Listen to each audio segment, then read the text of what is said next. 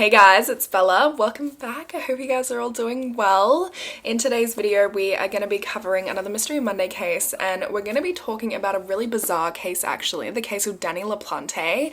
And this case actually gave me the heebie-jeebies, thinking about this happening in real life and just how scary and gross it would make you feel. Ugh. So we're gonna get into it, but before we do, I just quickly want to thank today's sponsor, Function of Beauty, for making this video possible. I have been using their shampoo and conditioner for so long now. I'm sure you guys know this. I'm sure you've heard me talk about them a million times over the years, but they have truly done the most for my hair. My hair is generally pretty frizzy, it gets really dry, and I get a lot of split ends, but Function of Beauty products are customizable. So I get mine formulated to help with split ends, to hydrate, and also for anti-frizz. And as you can see, my hair is living its best. My hair has just been so soft and so smooth since using Function of Beauty, and I also come out of the shower smelling fresh as a daisy. I tell you what, because these smell amazing. The Perfection is my absolute favorite scent. It's just so refreshing, and they're not only good for your hair, they're great for general aesthetics too, because I mean, look at how cute they are. They have a bunch of different colors to choose from, so you can really make the shampoos and conditioners kind of fit your vibe. I actually also have a 25% discount code for you guys, so that's always fun. You can get 25% off your first 16-ounce custom shampoo and conditioner set if you click the link in my description, so make sure you guys check that out. All of the information will be in the description, and let's go ahead and get into today's case. So Daniel LaPlante was born on the 15th of May in 1970 in Townsend, which is in Massachusetts, and he had a pretty traumatic upbringing, to say the least. We don't know a ton about his upbringing, but what we do know is very traumatic. He suffered sexual and psychological abuse at the hands of his father and his stepfather. They would torment him physically, emotionally, and sexually on a regular basis. And growing up, Daniel lived with his mother and his stepfather, and they really didn't take good care of him either. He was always very unclean and unhygienic. He smelt, and his clothes were always dirty. And so this caused some issues at school as well. He attended North Middlesex High School, and the kids there would make fun of him. They called him creepy and weird. He was known to act differently and unusually, so they would avoid him because of this behavior and also just because of the smell. And he also struggled academically in school because he was dyslexic. So the school noticed this. They recommended he start seeing a psychiatrist, where he was diagnosed with hyperactive disorder.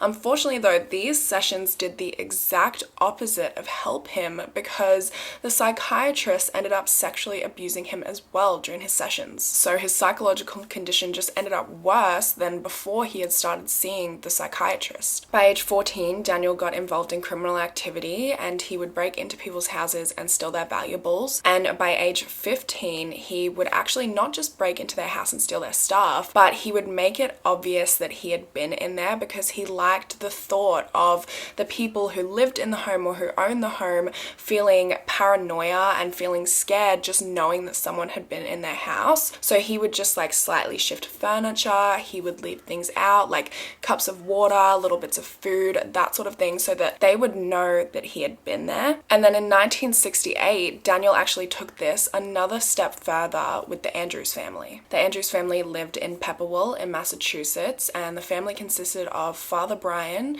and his two daughters, 15-year-old Annie and 9-year-old Jessica. And they had actually recently lost their mother quite suddenly to cancer, so they were all going through a really hard time. And Brian was also now picking up longer hours at work so that he could earn more money to provide for the girls by himself now that his wife was gone. So the girls were spending a lot of their time at home alone during the day and into the night. One day they were home alone and they received a call on the home phone, and 15-year-old Annie answered, and it was a boy from the neighborhood. And she was 15 years old. She was at an age where she was talking about boys all of the time with her friends. So when she was getting these calls from this boy, she was excited. And this boy would call every day for a little while. He told her his name was Daniel and that he had gotten her phone number from a mutual friend at school, school, which, spoiler alert, was a lie. He had actually previously broken into the Andrews family home, and they had like family photos up all over the house. So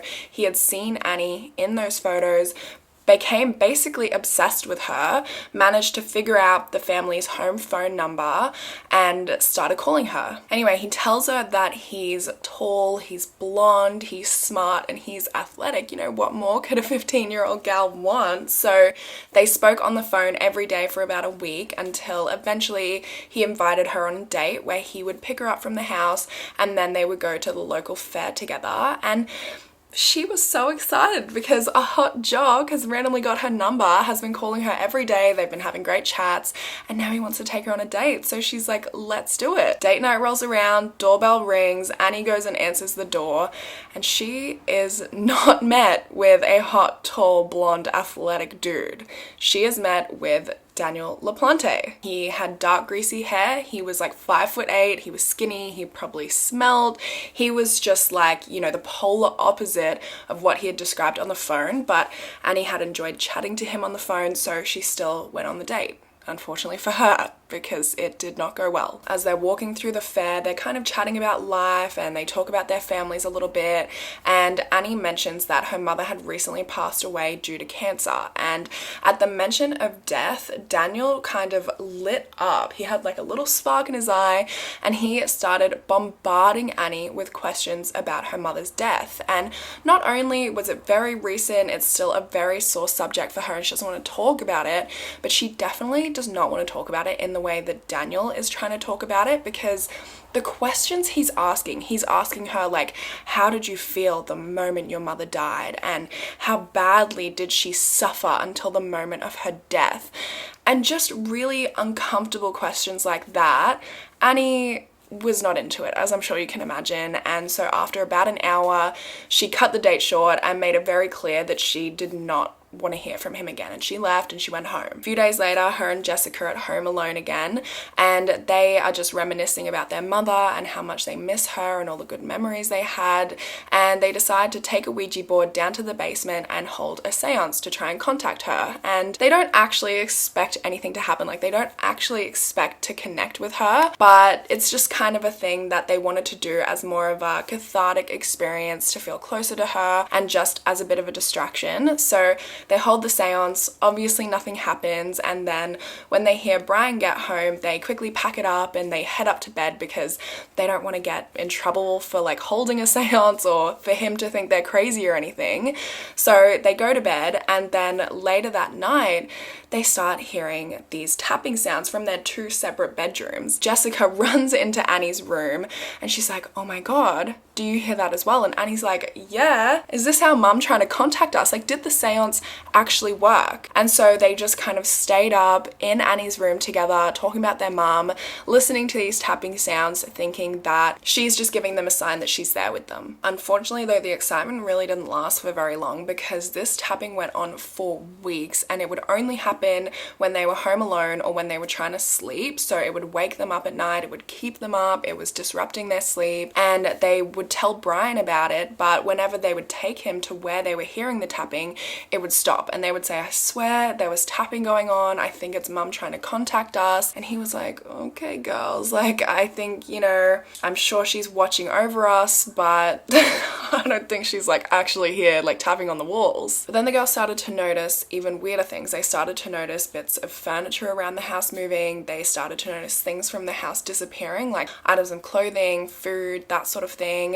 There was one instance where one of the girls had put a glass of water and some snacks on a table, and she left the room for just a couple of minutes, and when she came back the glass was empty and her food was gone. They told Brian about what was going on, and he was like, look, I know it's you girls moving the furniture around the house to try and get me to believe that your mum is here with us, but I just don't think she is. And he just thought it was kind of their way of coping with the grief. After a couple of weeks, the girls started to get really scared. They no longer believed it was their mother trying to let them know that she was there with them, because they didn't think their mum would be stealing stuff stuff from them and moving things around to try and freak them out and keeping them up all night with the tapping.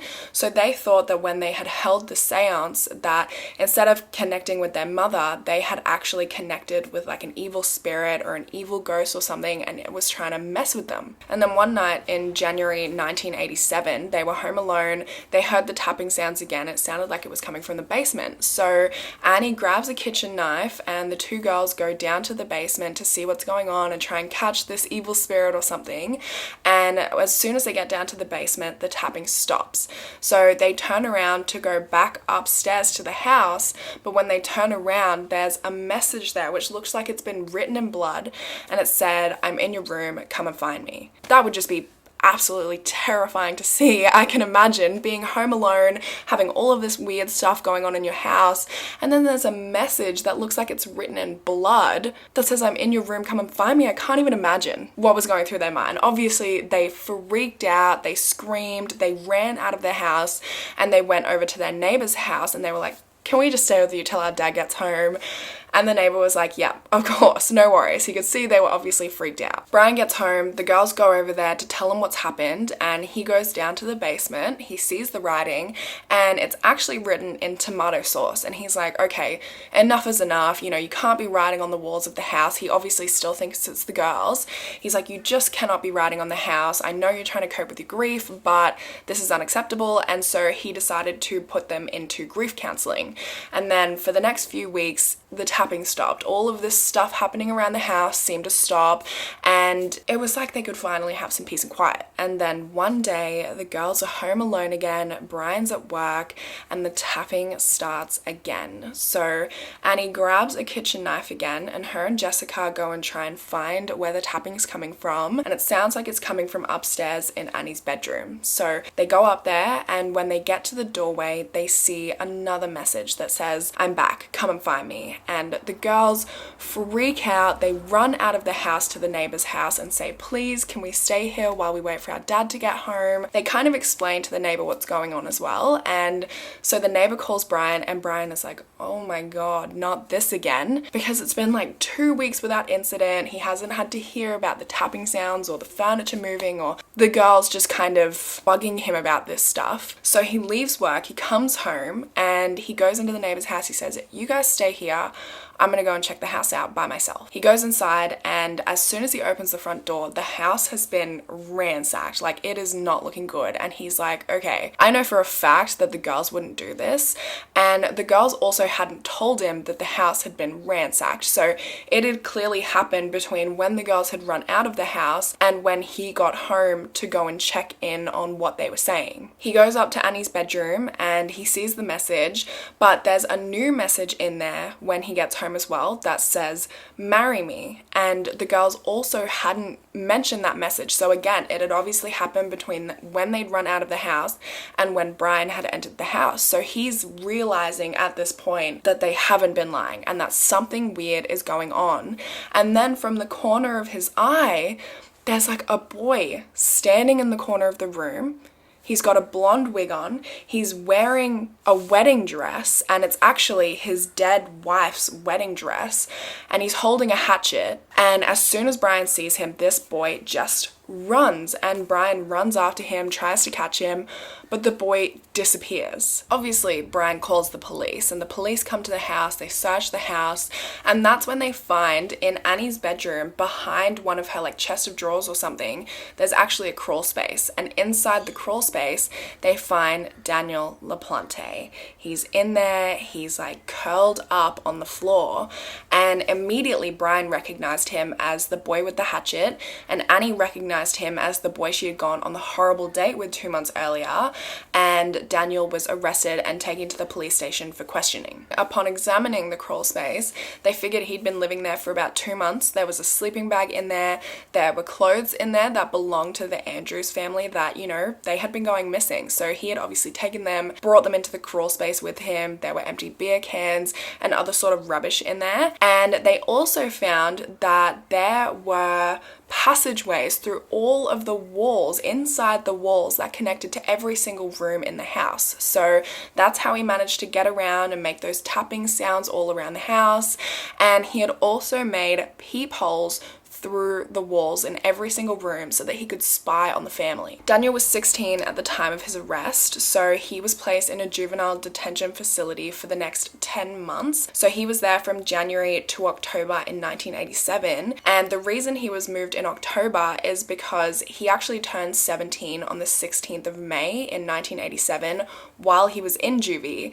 So in October, the case was transferred from juvenile court to adult court, and he was charged with 4 counts of kidnapping, 4 counts of armed assault in a dwelling, breaking and entering in a dwelling, larceny of more than $1,000, and malicious destruction of a property. And because he was being tried as an adult, he was allowed bail, so his mother helped him post bail. He went and lived with his mother and his stepfather again until he was due to appear in Middlesex Superior Court on the 11th of December in 1987. But unfortunately, in the 2 months that he was out on bail, he committed another crime. In November, he had broken into a neighbor's house and stolen 2 .22 caliber handguns.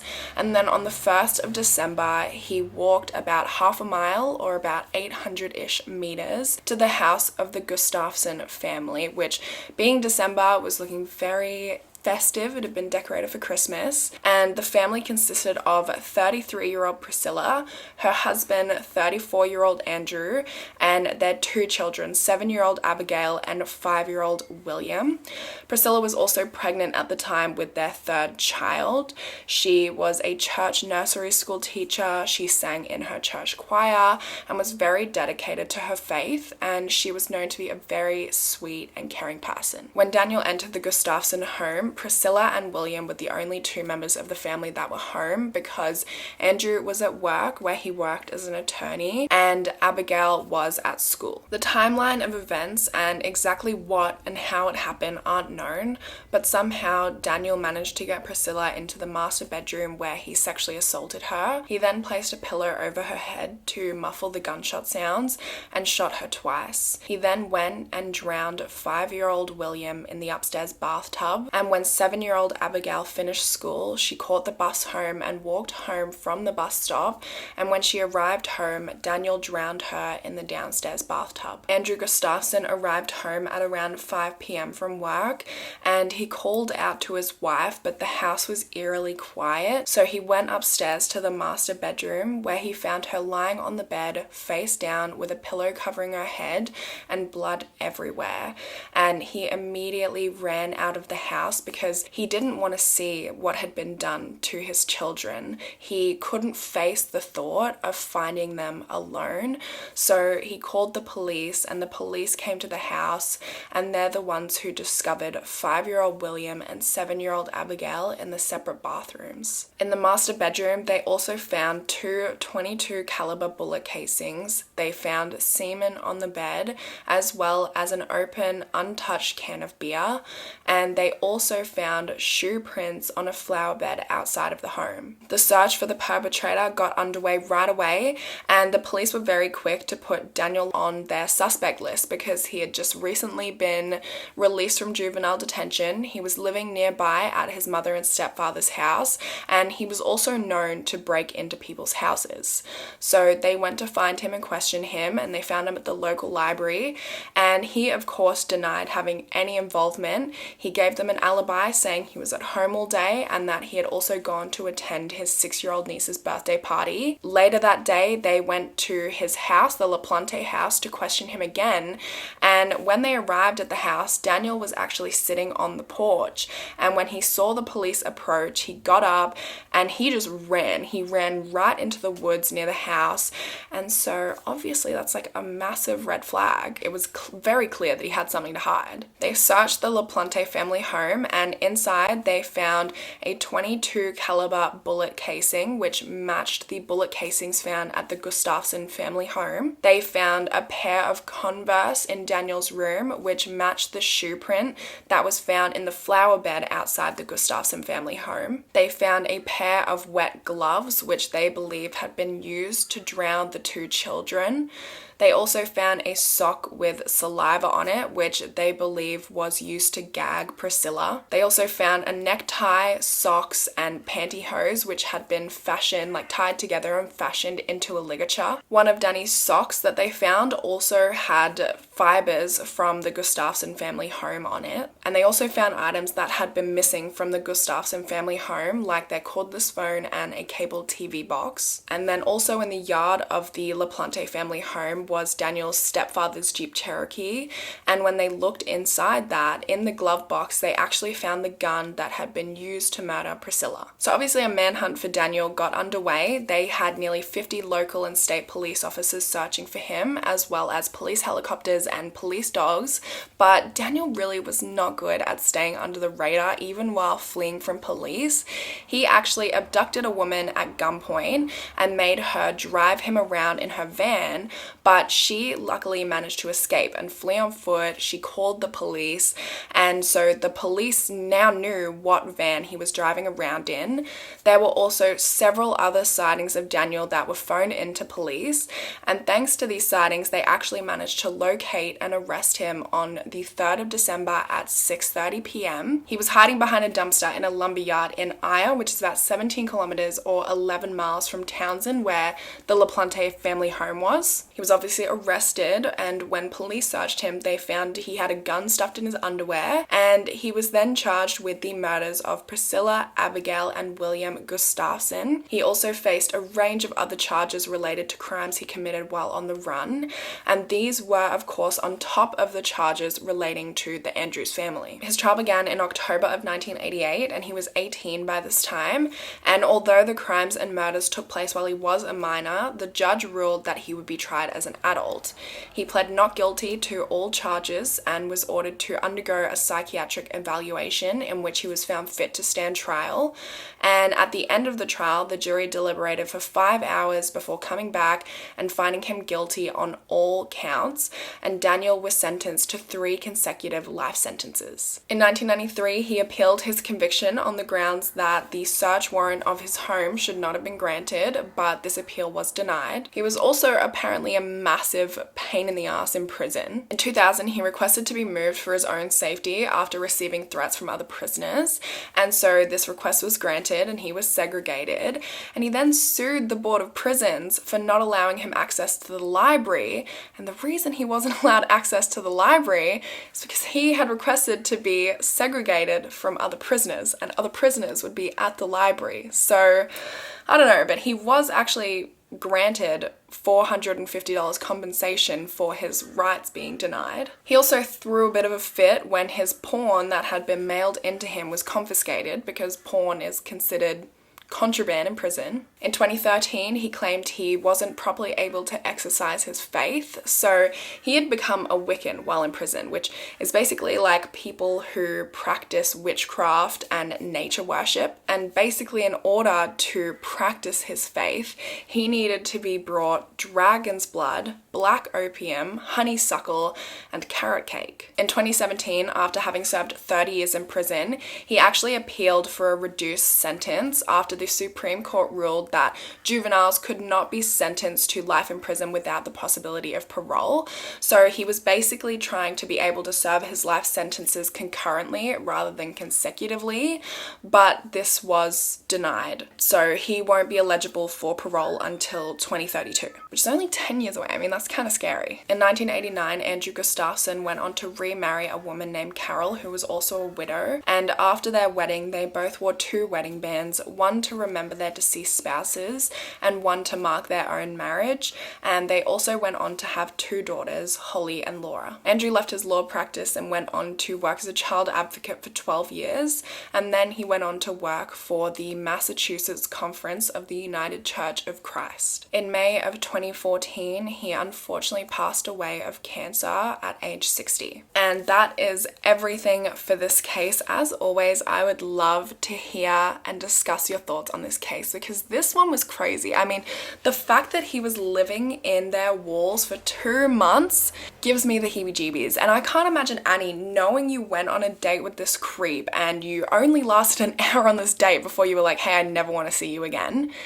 And then to find out he had been living in your house for 2 months, had a peephole in your room and every other room in the house that he could like spy on you through. Unbelievable. And the way he went from that and just took it a whole step further and murdered almost an entire family, a 5-year-old child, a 7-year-old child, and a pregnant woman. I cannot imagine how Andrew would have felt. Like, I just can't imagine losing your whole family in one go like that and what they would do to you as a person. I actually can't think of anything more devastating. That is terrible. But that's it for me today. I can't wait to discuss in the comments.